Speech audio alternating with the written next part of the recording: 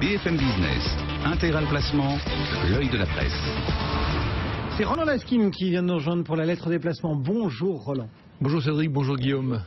Vous allez nous dire ce qu'il faut penser de ce marché financier, bien sûr, d'autant plus si l'on compte vivre vieux, c'est ça ?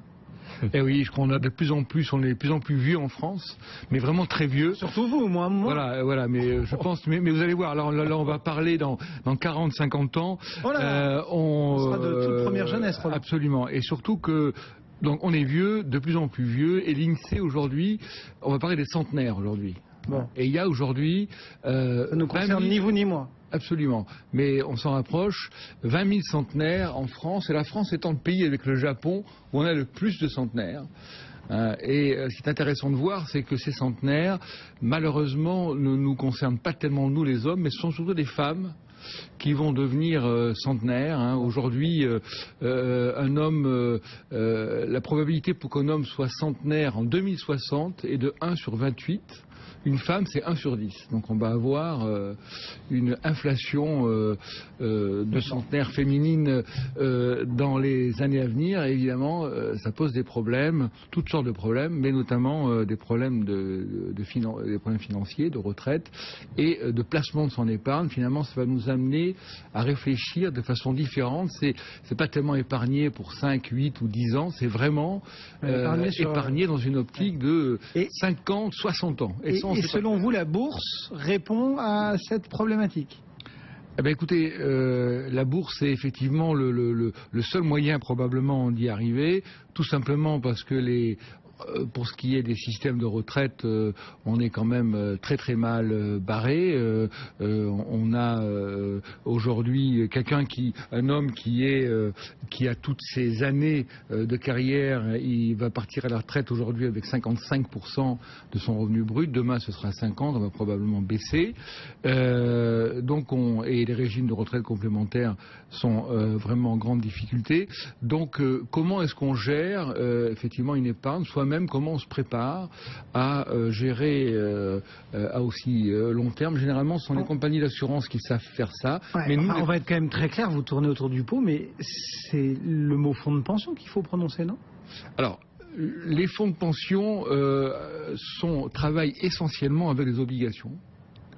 Et aujourd'hui, si on commence, en tout cas je parle des fonds de pension français. Ah oui, non, je parlais des autres. Effectivement, on parlera des autres ceux qui marchent, ceux qui sont habitués à gérer leur retraite en direct, et eux, effectivement, ils ont beaucoup d'actions. En tout cas, pour ce qui est des fonds de pension tels que nous, on les connaît, l'assurance vie finalement, qui d'ailleurs n'est pas du tout adaptée à la préparation de la retraite, c'est un produit fiscal, c'est pas possible, on va pas y arriver parce qu'on a aujourd'hui des taux qui sont inférieurs à 1%, les rendements de l'assurance vie vont descendre en dessous de 2% l'année prochaine, et même si on compte sur une remontée des taux, on va avoir des problèmes de dévalorisation du stock, peu importe. En tout cas, les obligations, malheureusement, ne sont pas du tout adaptées à ça, et ce qui marche, c'est les actions, effectivement. Oui, enfin, celui qui aurait placé sa retraite à 6 944 points il y a quelque temps, aujourd'hui, il serait encore qu'à 5 057 points.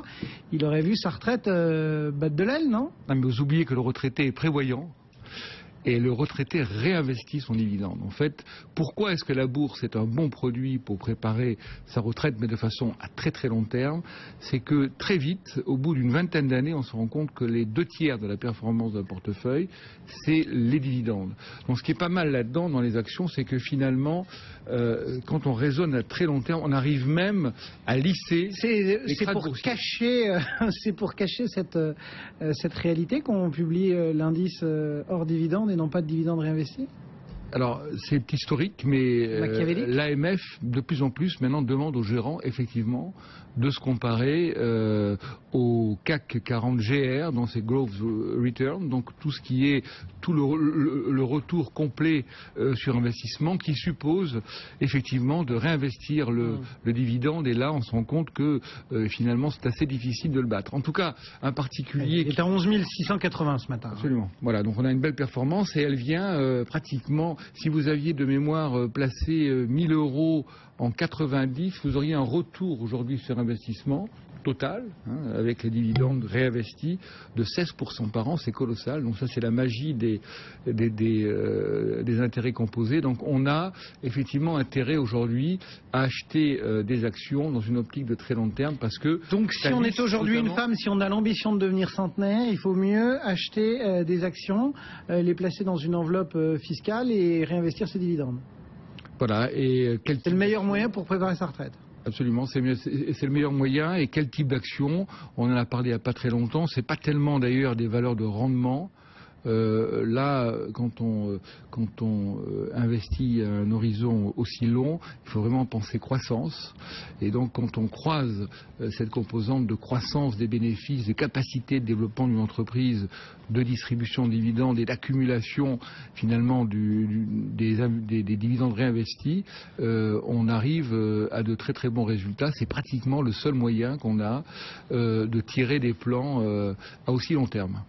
Merci beaucoup pour ce coup d'œil sur les marchés. Roland Laskin pour la lettre déplacement qui vient régulièrement nous rendre visite pour vous livrer sa vision du marché. 11h42 et toujours une légère baisse du CAC 40, moins 0,6%, 5056 points. La bourse de Paris, décidément, on fait le yo-yo, puisque lundi c'était une séance de baisse, hier une séance de hausse et aujourd'hui une séance de baisse à nouveau. Les marchés très hésitants. Le titre Accor est toujours lanterne rouge du CAC 40, moins 3% quasiment pour Accor, alors que ses deux principaux actionnaires cèdent plus de 9,5% du capital pour tout simplement prendre leurs bénéfices après la forte hausse d'Accor depuis plusieurs mois. Et donc Accor aujourd'hui lanterne rouge. À l'inverse, à la hausse, on a ArcelorMittal plus 1%. Et puis les banques, toujours les banques qui poursuivent leur petit rattrapage. Elles avaient accumulé un peu de retard depuis le début de l'année et depuis quelques séances, elles font mieux. Encore aujourd'hui, puisque Société Générale récupère encore aujourd'hui 0,4%. Le Crédit Agricole récupère aussi aujourd'hui 0,3%. Dans un marché donc qui recule un peu, l'euro lui est stable, $1,0962 en ce moment.